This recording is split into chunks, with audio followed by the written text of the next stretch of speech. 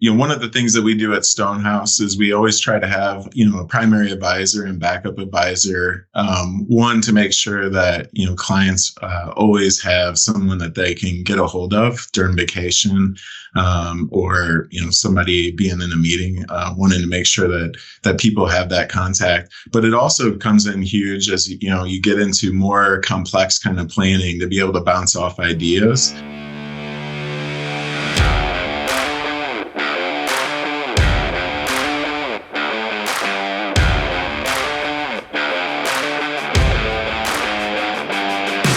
So we're here today on this video. We have a couple of things we want to go over, but one of the things that I think people kind of assume that happens stuff behind the scenes, but they don't get a really good idea of all the details that we do at Stonehouse behind the scenes for our clients. So with me today is John Burke and Chad Taake. Chad's coming from our Cincinnati location, so he's on a different screen, but John's with me here in the studio. And one of the things we want to talk about is how folks often think that our job is all about money management. And it is, don't get me wrong. We do a huge chunk of our time is spent on that.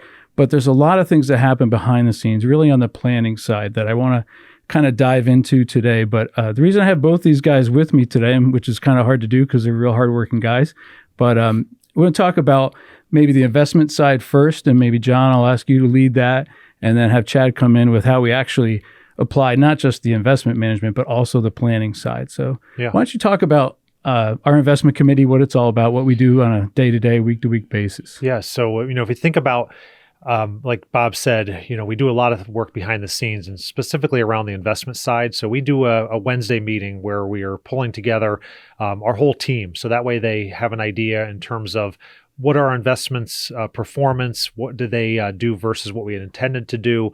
And, this kind of comes from my background at P&G in terms of benchmarking. And so you kind of run it like a drill sergeant. You're very regimented in how you go through that. We have a strict agenda, good attendance, and all those sorts of things. All kinds of acronyms. Right, exactly. And so we have that rotating agenda where we are covering specific items on specific days of those weeks to make sure that our advisors are informed in terms of what our investments are doing, and then obviously to make those decisions in terms of, what things do we keep or what things do we trade out in terms of what that may look like. And so, just to give an example of what that might be on a afternoon of a Wednesday, if we were doing that today, we might take a look at what were those investments performance versus our intended targets. So we do a lot of benchmarking. So, when you talk to somebody, they might ask them, well, how did your investments do? And, sometimes you get a nebulous answer. And so we want to make sure that our advisors are informed, and then they can inform our clients in terms of, was it a good week? Was it a good quarter? Was it a good year based on their level of risk, as well as, how those investments obviously perform. So we'll start out with kind of the data piece of that. And then we'll move into, we have a rotating agenda where one week we'll talk specifically equities and what types of opportunities are there. The next week we'll take a look at fixed income, and then the following week some other alternative style investments. And so we'll bring in that agenda from open items. So back again with the P&G days, we have an open issue, we have a due date, who owns those, and then we make sure we drive those to completion. And so that's really intended to get us best in class performance, as well as to provide good communication to our advisors in terms of those investments. Yeah, I think what I like about it, the way you run it, is it's always looking at what we have in place. Is it running efficiently? Are these things in the right places? But then you always have time for new ideas.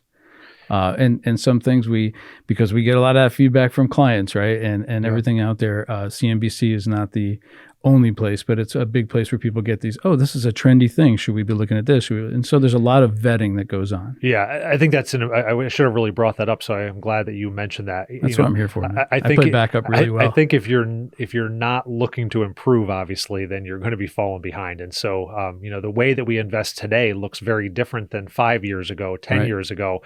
And I'm sure 5 years from now, it'll look very different. And so those new concepts that are coming in, some of the popular things that get talked about today are direct indexing. And so that's something we've taken a look at. We have alternative investments that we've use from time to time. And so we've gone away from some of those in some instances. And then I'm working some new things now that we might bring into future portfolios today. So whether it's cryptocurrency or some of those types of things that we run into, we're not trying to stay static. We're looking for all those new things that we can possibly get our investors into to make sure that they're going to give them the maximum performance that we can. Yeah, and as we see it, as clients, as their assets grow in size, the more they have, usually the more complexities, right, that are there. Sure. And when that happens, it happens on the portfolio side. So we love to be able to offer them as much as we can, stay within their risk tolerance, all that geeky stuff that we like to talk about. But it really comes down to, we just want them to feel like they're getting their bang for their buck, that they're invested, they're diversified, they're taking the right amount of risk, and they're expecting the right reward. And so all that stuff has to remain in balance. But as much as the portfolios get complex, the bigger someone's estate gets, their wealth gets, the more complexity on the planning side, right? Yep. And I know you and Chad you've worked with a lot of higher net worth folks. You work with a lot of P&G folks, but really, there are some nuances within the P&G plan, but also there's a lot of folks we work with who are not P&G. They just have a lot of stuff going on. So Chad, I might kind of turn the light over to you here and ask you to maybe talk to us about how you actually apply some of the financial planning to squeeze more juice out of someone's retirement. Yeah, absolutely. So one of the things that we do at Stonehouse is we always try to have, a primary advisor and backup advisor. One, to make sure that, clients always have someone that they can get a hold of during vacation, or, somebody being in a meeting, wanting to make sure that people have that contact. But it also comes in huge as, you get into more complex kind of planning to be able to bounce off ideas. And one of the things that, John didn't mention, but what I love about the investment committee is, a portion of that time, we actually are able to bring complex plans to the full team. And so after, the primary backup have some ideas, bring it to, 15 other advisors or so, and just see if we're missing anything or if there's any further optimizations that we can do.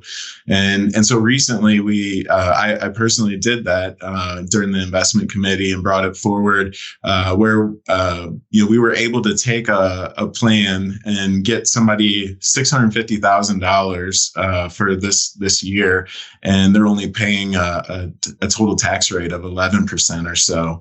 And so, I wanted to just take a second to, it's going to take more than a second, a couple minutes to maybe kind of walk through,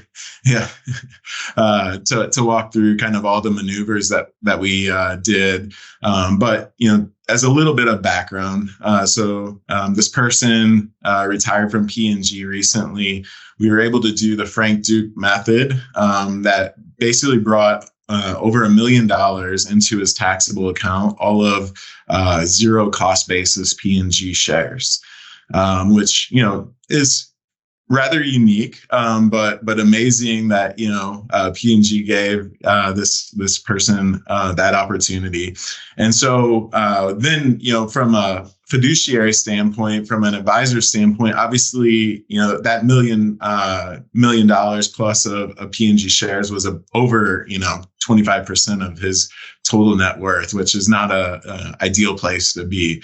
So diversification was definitely a priority from a fiduciary standpoint, but we worked with the client to understand kind of what his goals were over the long term to figure out how we can most cost effectively, tax effectively achieve multiple things. And so as we had the conversation, with the client, one of the things that was mentioned is, really wanting to set his grandkids up for success. Right. And so we talked about, with the 529, you can do a 5-year forward, gift exclusion, to put, up to 90,000 for this year into 529 plans for each of the grandkids. This was very appealing to him. The 529 just changed rules where if there's leftover money for kids, when they hit age 30, they're able to roll it into a Roth after after 15 years being in the 529 plan. So there's a lot less risk of, being able to or having to pay a penalty, which was really appealing to the client. Additionally, the client said, I really like the idea of, being charitable. And so we talked to him about donor advised funds, and he really liked that concept. And the other thing that we talked about is, in addition to his, million plus in P&G shares in a taxable account, he had, several $million in an IRA. And, so if we did nothing, we were setting ourselves up for, pretty substantial RMDs. And so, we talked about the need to do some Roth conversions, while his tax rate's lower, to really set him up for success down the road and avoiding, huge tax bills when those RMDs hit at 73. Hey, Chad, if I could jump in there just real quick. So what do you, let's talk for a second about how you're doing all that. When you're running these scenarios, you're not just using a pen and pad, right? You don't have some fancy app on your phone. You're using software both on the tax side, it sounds like, right? Well, I know the answer to this question, so I feel weird asking.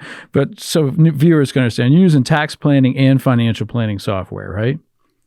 Yeah, I mean, what I kind of described really, though, is more about just, deep diving with the client, right? And as you said, what we do is much bigger than just the investment management. And, we have great software to project out, how long their retirement will last or how much living expenses they can truly afford.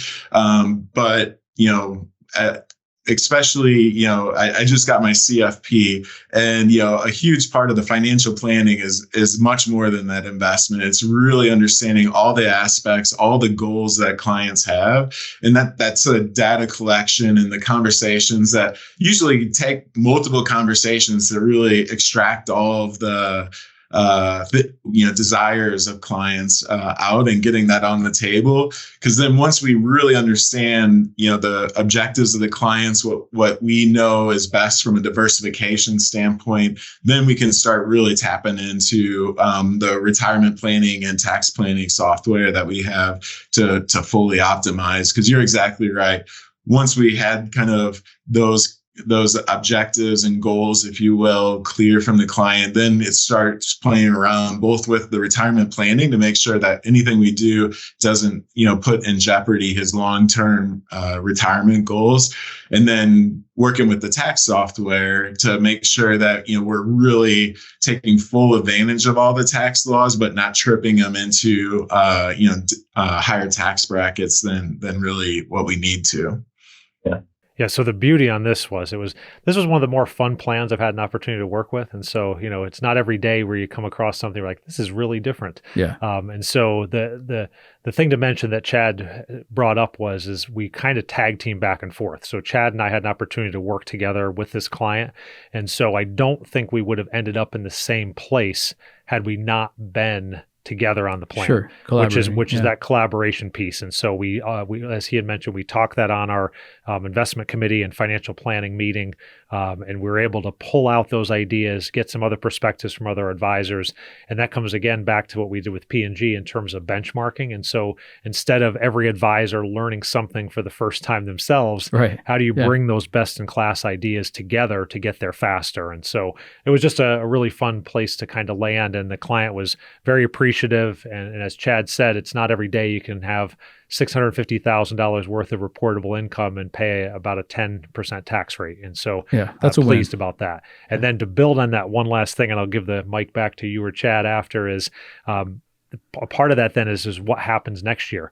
And so while we were able to do that in that way for 2024, the 25 tax projection is zero tax. So we're able to get him his income for several years without having to pay a dime in taxes. And so that gets him, if you think about what that looks like over a multi-year period, that's a big piece of what we do. And so we want to obviously make money for clients with our investments, but if we can also do that by saving them money in taxes, it's a win-win. Yeah. it's about leveraging your time. The more complex the case gets, the more collaboration typically happens in our office, and usually the outcome, as Chad said earlier, gets better and better. Right. The more there's a lot of a lot of humility in our office. I think there's a ton of experience, but there's definitely a willingness to say, "Hey, is there anything here I missed?" Right. And obviously, in this case, and in a lot of cases, it's always nice to tweak it even more and more. Yeah. Chad, I think John just stole some of your thunder because I interrupted you earlier. Did you have any more things that you wanted to add on that particular case, or? No, I mean, just to maybe summarize, like all the things that we did, right, is, we're moving about 170,000 from his IRA into the Roth. So a pretty substantial Roth contribution. We're doing about a 150 to 200,000 donor advised fund donation, which is super cool because, by doing that substantial donation, he may never touch that principal, but can donate 10,000 plus a year, likely, without that principal ever going away. So it can be a donation in perpetuity for the most part. And then the last thing is he's given about $270,000 to his 3 grandkids that is going to grow tax free in the 529 if it's used for education expenses and or being able to roll into the Roth. So he was super excited about, the idea of all this, super excited about, the tax rate. But even more importantly, as John said, looking forward, he's super excited to get rid of these huge tax bills. Because when you have even if the rate's 10 or 11% on 650,000, it's still a pretty substantial check you're right into Uncle Sam. Yeah, I love seeing, Chad's generally a kind of a quiet, very studious kind of a man, but he gets all jazzed up here when he talks more financial planning and all this stuff. And basically, it's a client win, right? When you get wins like that and you help somebody experience a better retirement, you're squeezing that juice out of the retirement for them. And that's exactly why they value what we do, and it makes them feel good. It makes us feel good. So I really appreciate it. The more complexities that folks have, the more these cases and the more the value is apparent. So anything I'm missing, guys? I usually want to ask you before we wrap it up. It's actually close to about a 10-minute video. I can't believe we got all that in there. Yeah. You fast talkers. I always have more I could say, but I think it's repetitive, so I think we're good. Oh, we always love to hear it most of the time. Well, that's it. Thank you very much, guys, John and Chad, and hope this video was helpful. If you have complexities building your life, if you're changing jobs, you have some sort of financial challenge, you want a second opinion at least, give us a shout. Usually the first conversation's without, open, free, and we love helping folks. So just give us a shout, email, links, whatever is attached to this video, and hopefully we'll talk to you soon. Thank you.